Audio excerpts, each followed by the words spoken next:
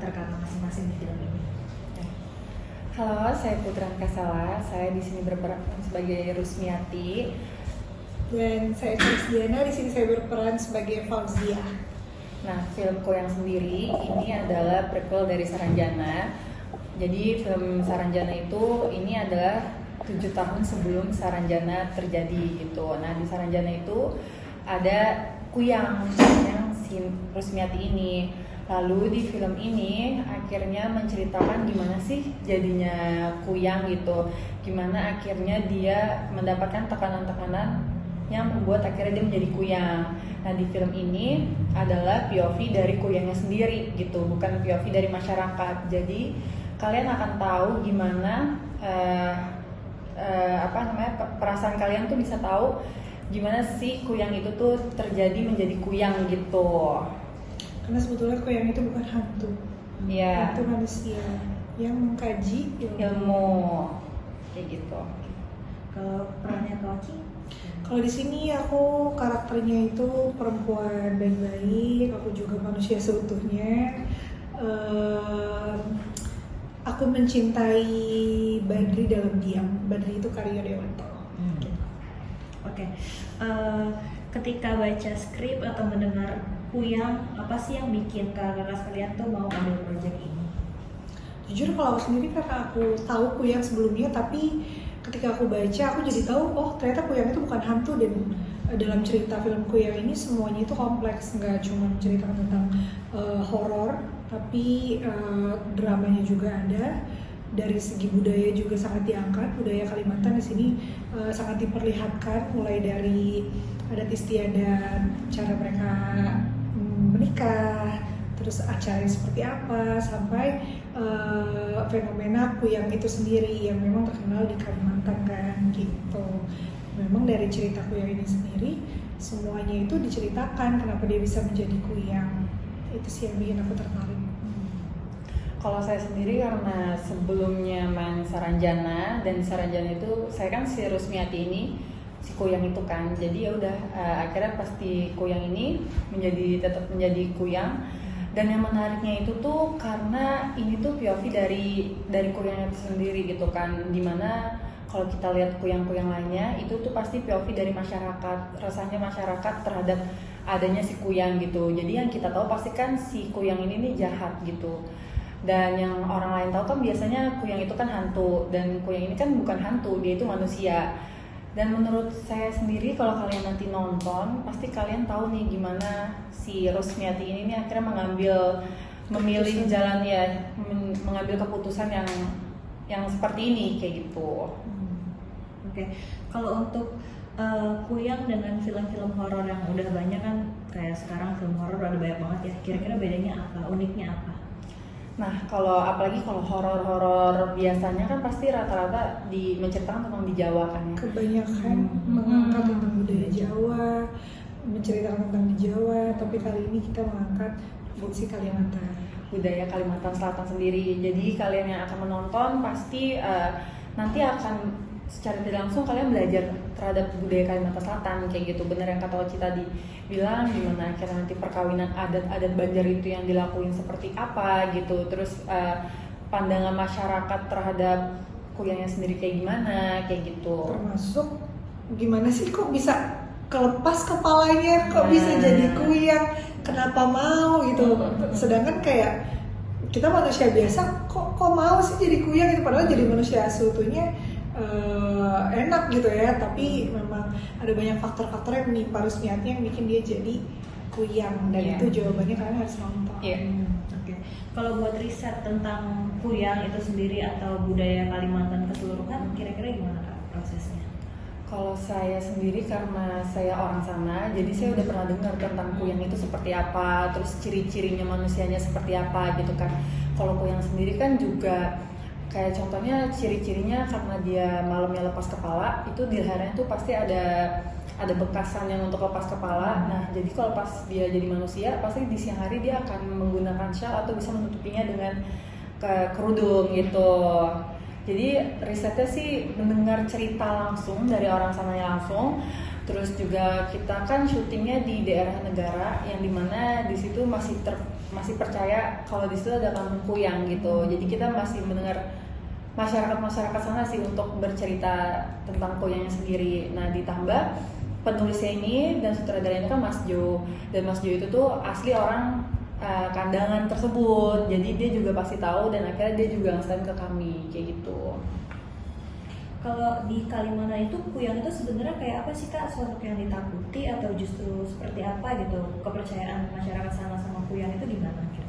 Kalau untuk orang-orang sana sih memang benar masih ditakutin, karena kan yang mereka alamin kan akhirnya dia kalau misalnya pas jadi kuyang pasti serem kan, pala sama tubuhnya berterbangan kayak gitu aja. Terus yang mereka rasain kan juga misalnya anak kecil digigit kuyang, dia nanti setelah dia digigit itu tuh dia pasti besoknya kayak biru-biru gitu, kayak apa sih, sawan gitu ya bahasanya.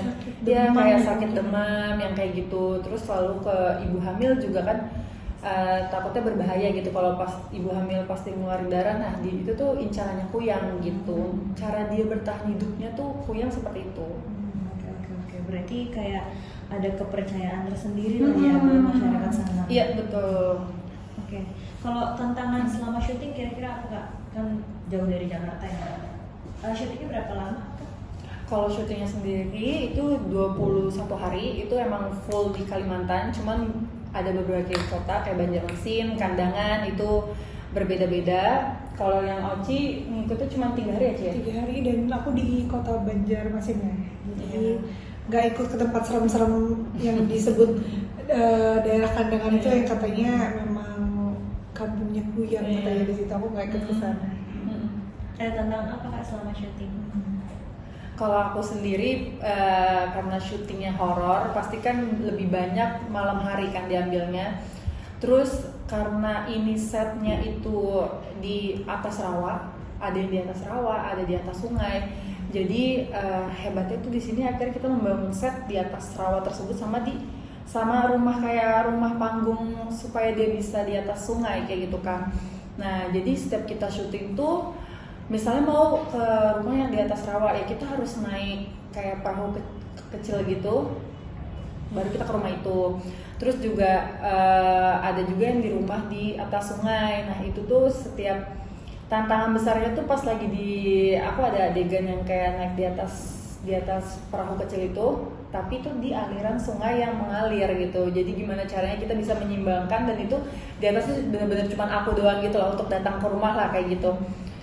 Susahnya sih di situ, sama ini Main air terus kayak bisa 5 hari 5 malam tuh benar-benar basah terus tiap malam, karena aku tuh ada di atas gentong.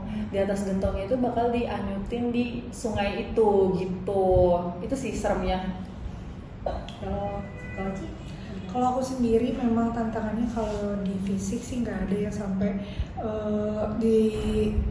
berkata disiksa fisiknya nih, maksudnya kayak untuk bisa bikin filmku yang luar biasa. Kalau aku lebih ke permainan emosi aja sih Kak. Jadi aku memang kebagian part yang dimana plotnya itu drama gitu. Kalau adegan paling menguras emosi, kira-kira masih ingat nggak Kak adegan pas lagi apa gitu? Kalau dia udah pasti banyak, hampir semua. Iya, hampir semuanya benar-benar kayak syutingnya kan dari malam, paginya istirahat, pagi ke siangnya istirahat, siang ke malam sampai pagi lagi jam 6 itu baru selesai kayak gitu. Itu sih part yang sangat menguras fisik everyday-nya. Jadi rambut tuh kayak baru mandi basah nih masih kan, ya udahlah udah nggak apa-ngapain sampai misalnya sampai rumah jam 6. Perjalanan untuk ke penginapan aja sejam kan, sampai jam 7. Itu pasti kan kita udah rasanya udah mau tidur aja gitu kan, tapi mau nggak mau rambutnya udah masalahnya bukan air, lumpur gitu kan. Airnya kan karena ini kan kayak rawa gitu kan, jadi udah kayak aduh kotor, mau nggak mau disiram, udah habis itu tidur gitu. Jadi rambut aku kayak basah nggak kering, basah lagi tuh habis itu sampai lokasi gitu. Kalau untuk perubahan fisik diperlukankah untuk film ini, apalagi buat Kak Putri? Nah kalau Kuyang itu perubahan fisiknya nggak ada, cuman dia menggunakan CGI kan, jadi ya udah cuma menggunakan green screen lalu CGI yang bermain. Nah enggaknya di sini kan CGI-nya memang bakal keren banget kan. Nanti kalian kalau nonton pasti Kuyangnya menurut aku yang sudah melihat tuh itu tidak fail sih, keren banget untuk CGI Kuyangnya. Kalau buat Kak Oci ada perubahan fisik kan? Nggak ada. jadi memang ya aku pada umumnya aja. Kalau buat chemistry sama satu sama lain atau sama cast lain, apalagi ada Karyo Dewanto kan ya. Kita ada proses reading kan Kak, apalagi Kak Putri yang memang dari awal dia ikut reading, sedangkan aku hanya beberapa kali reading barengan sama mereka ya. Kalau film kan memang selalu dipersiapkan dengan matang. Jadi secara chemistry, terus juga karakter masing-masing, kita memang mengasah dari persiapan jauh-jauh hari bareng sama saudara kita, sama acting coach kita gitu. Oke. Kalau kira-kira adakah kesamaan kakak dengan peran, maksudnya bukan dengan peran Kuyang ya, maksudnya kayak karakter sifatnya dari sama. Ya kalau Rusmiati sendiri kan di sini karakternya dia penyayang, terus dia juga baik hati dan dia juga penurut terhadap keluarganya dan suaminya gitu. Nah mungkin kalau aku sendiri ya menurut aku karakter yang sama bisa dibilang itu gitu. Tapi yang sangat-sangat tidak, yang tidak dianjurkan ya itu si Kuyang itu sangat ceroboh mengambil keputusan. Nah mungkin si Rusmiati ini tuh mempunyai sifat yang ceroboh untuk mengambil keputusan dan dia tidak memikirkan apa konsekuensinya ke depannya gitu. Kalau aku sendiri persamaan Fauzia dan Uci apa ya? Sebetulnya kan Fauzia juga ini anak baik-baik ya, mungkin kalau misalnya agak pick me ya aku juga anak baik-baik gitu. dan juga apa ya, lemah lembut ya, walaupun kadang Uci nggak selalu lembut dan tidak lemah, jadi tapi kayak menurut aku kesamaan itu sih. Tapi kalau misalnya Fauzia kan suka memendam sesuatu ya, kalau Uci nggak. Oke, kalau tadi kan Kak Putri lebih ke fisik, kalau Uci lebih ke emosi ya. Kira-kira menyiapkan apa tuh Kak sebelum adegan emosional gitu?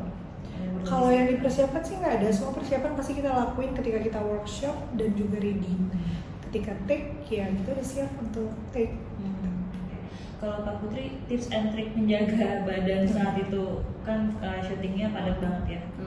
Kalau aku ya pasti minum vitamin, terus juga kalau misalnya ada waktu tidur kayak di lokasi nih misalnya, pasti kan di lokasi kan ada bagian kita nggak take, itu kalau bisa tidur ya lebih baik tidur aja gitu.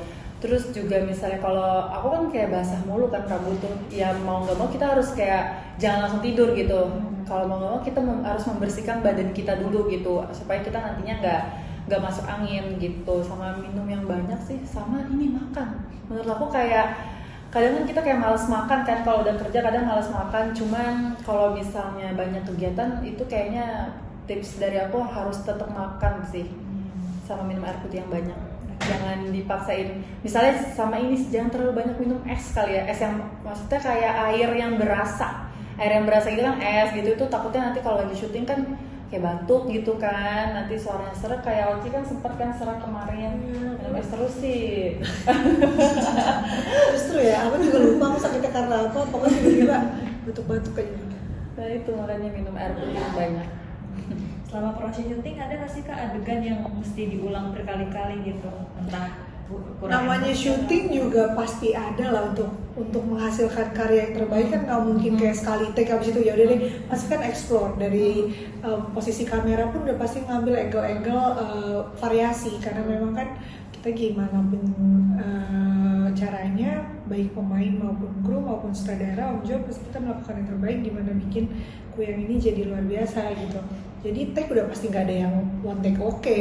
Jadi udah otomatis pindah kamera segala macam itu, dan itu yang bikin kita jadi terulang-ulang gitu. Sebenarnya bukan karena salah atau kurang apa, karena kan memang tadi kita bilang kita udah reading, kita udah workshop, jadi kayak ibarat kata 90% udah siap, di lapangan tuh tinggal eksekusinya aja dan explore adegan gitu. Ya tapi kalau misalnya ini maaf ya dipotong, kesulitannya tuh kadang apalagi di kandangan ya, itu tuh orang masih menggunakan klotok untuk ke pasar atau kemana dia menggunakan klotok. Nah klotok itu kan mesinnya berisik ya. Nah itu yang menurutku akhirnya pas kita lagi di lokasi yang di daerah kandangan itu tuh iya lewat-lewat, apalagi kalau misalnya kita udah setengah itu kedengeran banget dong, karena kita memang syutingnya tuh di atas sungai, jadi orang mau nggak mau kalau orang lewat ya udah gitu kan. Kalau misalnya motor masih bisa kita stopin, kalau klotok kan kita udah nggak bisa di stopin kan. Itu sih yang agak sedikit membuat berulang-ulang ya, karena gangguan sekitar yang seperti itu. Berarti overall kalau dari pemain semuanya lancar lah ya. Amin. Oke, terakhir pesan buat penonton setelah menonton film Kuyang ini kira-kira apa? Pesannya setelah menonton, kan mereka belum nonton. Nanti setelah menonton kira-kira mereka akan dapat pesan apa sama film ini? Oh oke. Menurutku kalian semua akan banyak mendapatkan pelajaran baik yang bisa diambil, yang buruk jangan diambil karena di sini banyak banget pesan moral yang terselubung. Contohnya seperti jangan memendam perasaan apapun terhadap seseorang ketika kita merasakan marah, kesel atau suka atau cinta atau sayang, lebih baik ungkapkan selagi masih ada orangnya, ada wujudnya, ada kesempatannya. Dan kalian juga pasti akan belajar kalau mengambil sesuatu itu tuh pilihan sesuatu tuh jangan terlalu buru-buru gitu, harus dipikirin lagi, terus juga harus dipikirin matang untuk apalagi dengan keputusan yang sangat besar untuk di hidupnya. Itu kalian harus mikir konsekuensinya apa sih yang kedepannya akan terjadi gitu kalau itu kita ambil gitu. Oke, boleh promo Kak? Jangan lupa saksikan film Kuyang pada tanggal 29 Januari 2026 hanya di bioskop kesayangan kalian semua. See you. Bye.